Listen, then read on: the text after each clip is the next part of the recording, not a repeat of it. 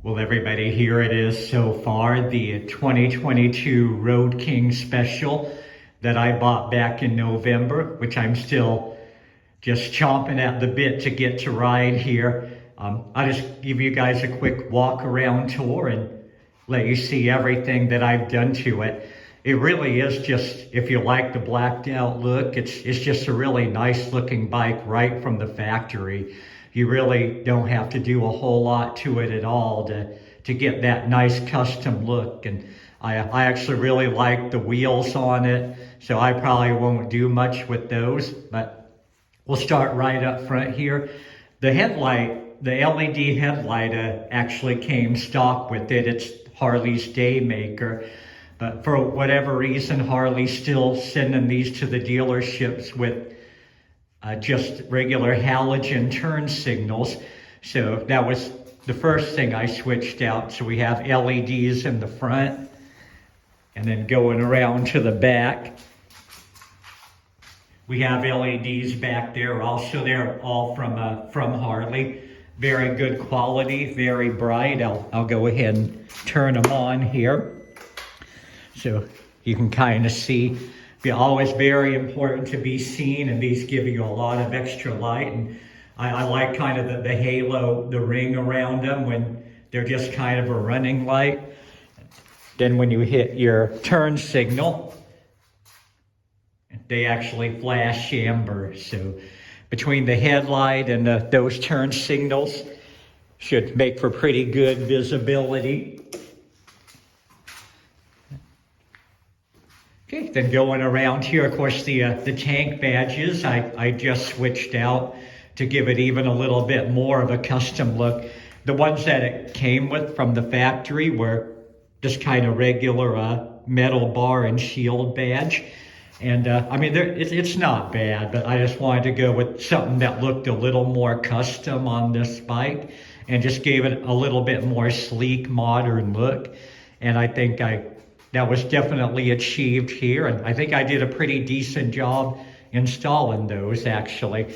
And then to kind of accent the red a little more, I got these red spark plug wires that probably when the fuel tank's a little closer to empty, I'm gonna go ahead and pull that off, because the spark plug wires run all underneath the tank here. You really have to take it off to be able to get to them. And this also didn't come with the heel shifter, it just had the toe shifter. I personally like a heel shifter, so I went ahead and threw one of those on there. And I put this with a little bit of red. I think that's called the Kahuna Derby cover. I went ahead and switched that out. The stock one just had a 114 on it, which is this that has the Milwaukee 114 cubic inch motor. So I'm sure that's going to give me all the power I need. And coming up here, I switched out the hand grips from, the stock rubber hand grips do the job, but I just like the look and feel of these a lot better. So got rid of the old rubber grips and put those on. The seat, since I am about 5'5" on a tall day, I got this, they call it the Super Reach seat, and it just brings me a little lower to the ground and pushes me up toward the controls a little more. And it seems pretty comfortable, and a lot of room for a passenger on there. Then I went and got a luggage rack. Also, this is from Hogworks. So if I'm going on a trip or on the way to work, I can just strap my lunchbox on there and be set to go. And coming around the back, this came from the factory with those stretch saddlebags, and I really do like the look of that.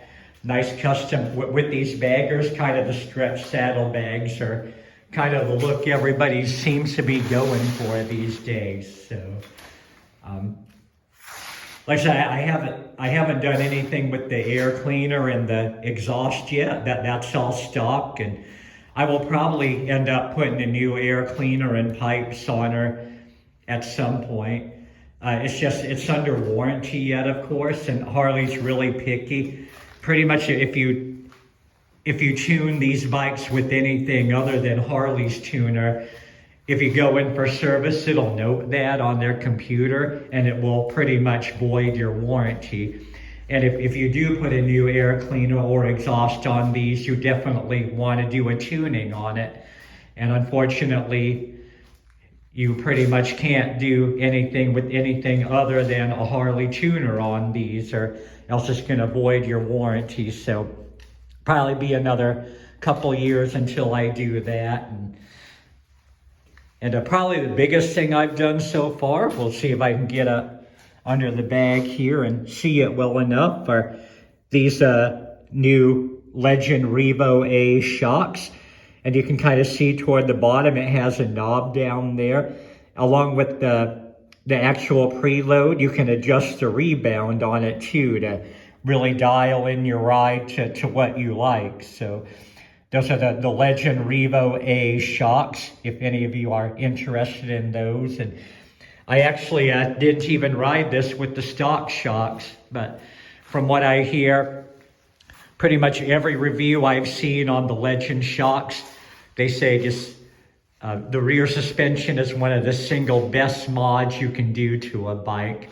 So that's pretty much what I've done to it right now and how it's looking at this point.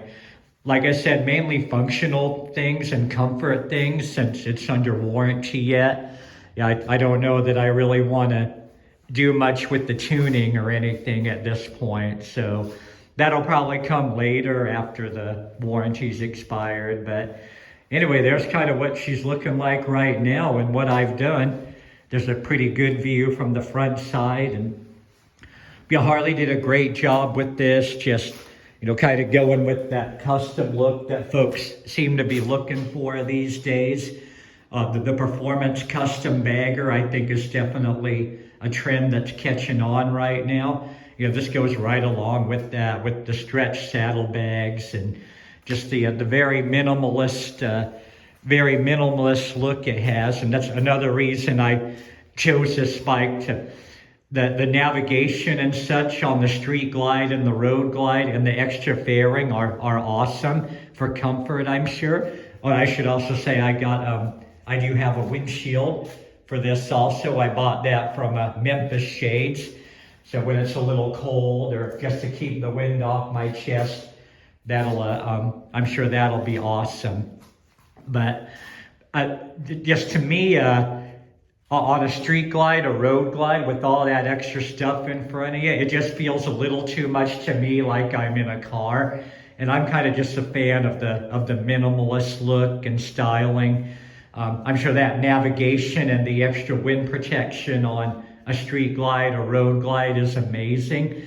It just wasn't for me. And so yeah, anyway, there's how the bike's looking right now. And all we need is a little great weather to get out and ride. So everyone else that's waiting for that, when you get out there, just be safe and happy riding.